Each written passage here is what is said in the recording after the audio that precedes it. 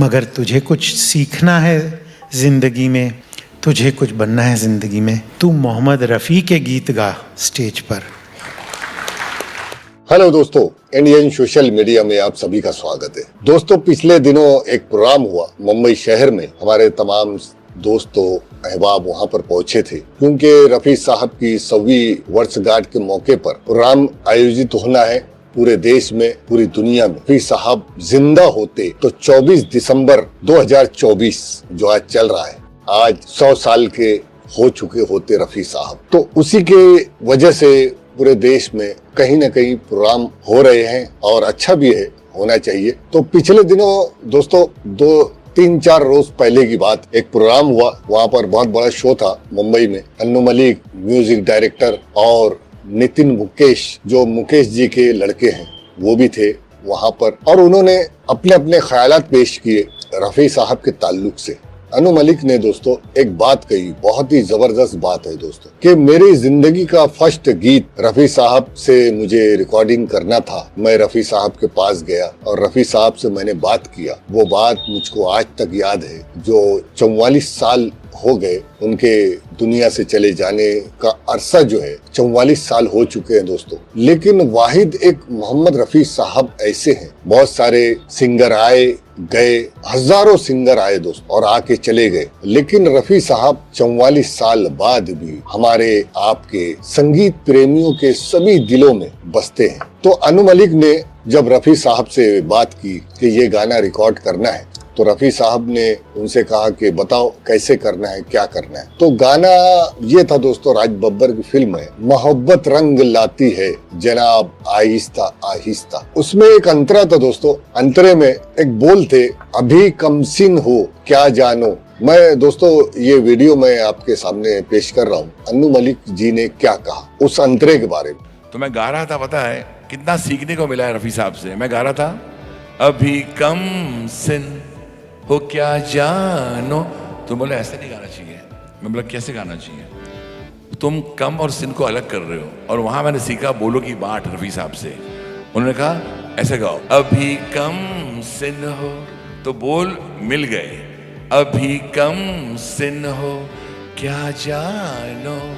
और जिस तरीके से, जिस अंदाज से गाया, रफ़ी साहब ने उनसे ये कहा कि अभी कमसिन हो, अभी कम सिन हो नादान हो। तो ये जो आप जो तोड़ रहे हैं, ये मत तोड़िए और एक साथ ये ऐसा बताइए। तो देखिए दोस्तों, रफ़ी साहब के तो वैसे सभी दीवाने हैं और रफ़ी साहब ने सभी को अपने प्रेम से समझाया और बताया कि गीत ऐसे गाना चाहिए, यह गीतों में ये खूबी लाए तो हम गीत में 4 चांद लग सकते हैं। ऐसे बहुत सारे जो रफ़ी साहब ने अपने मन से उस गीत में एक्स्ट्रा अपना टून डाला रफ़ी साहब ने, वो गीत में बहुत मजा आया। उसी तरीके से नितिन मुकेश जी ने भी अपने ख्यालात पेश किए। उन्होंने कहा कि एक बार हमारे पिताजी ने यानी मुकेश जी ने रफ़ी साहब को फोन किया। बहुत अच्छा दोस्ताना था इनके अंदर, याराना था, हंसी मजाक चला करती थी। रफ़ी साहब को फोन करते हैं मुकेश जी और कहते हैं कि मैं तुमको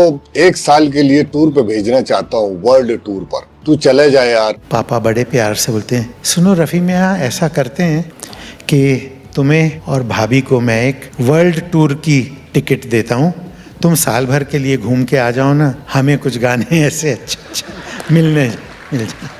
तो इतना प्यार और इतनी दोस्ती थी उनमें, वही प्यारापन इस भाई में है, मेरे छोटे भाई में। इसको आप हमेशा यूं ही प्यार देते रहें। तो खैर ये थी दोस्तों वो बड़े लोगों की बड़ी बातें हैं दोस्तों। मुकेश जी भी बहुत ही बेहतरीन सिंगर थे, उनके जैसा भी कोई आया है न आएगा। और जिस तरीके से रफ़ी साहब है उसी तरीके से मुकेश जी भी थे। ये अलग बात के हिस्से में किसको क्या मिला, ये मुकद्दर की बात है। तो दोस्तों ये थी छोटी सी जानकारी आपके सामने शेयर करनी थी। तो मैं आपको एक बात याद दिलाता चलूं दोस्तों कि 24 दिसंबर आ रहा है और रफ़ी साहब की 100वीं सालगिरह मनाई जाएगी दोस्तों। और हमने ये मुहिम चला रखी है कि रफ़ी साहब को भारत रत्न अवार्ड मिलना चाहिए। मैंने इसकी लिंक, रफ़ी साहब को वोट हम कैसे दे, इसकी लिंक मैंने डिस्क्रिप्शन में डाल दिया हूँ, आप वहां जाकर रफी साहब को वोट दे सकते हैं। खैर दोस्तों, वोट देना नहीं देना वो 2 नंबर की बात है, लेकिन रफी साहब को भारत रत्न अवार्ड मिलना 1 नंबर की बात। और हमारी सरकार से ये गुजारिश है कि रफी साहब को भारत रत्न अवार्ड से सम्मानित किया जाए 24 दिसंबर 2024 को। तो दोस्तों चलता हूँ, अगले वीडियो में मिलता हूँ। तब तक के लिए अभी मैं ये और एक जुमला बोलूंगा, उसके साथ आप भी कमेंट में लिखिए दोस्तों, वोट फॉर रफी साहब। दोस्तों आप कमेंट कीजिए और रफी साहब को वोट दीजिए, वोट फॉर रफी साहब। चलिए मिलता हूँ दोस्तों अगले वीडियो में, तब तक के लिए जय हिंद।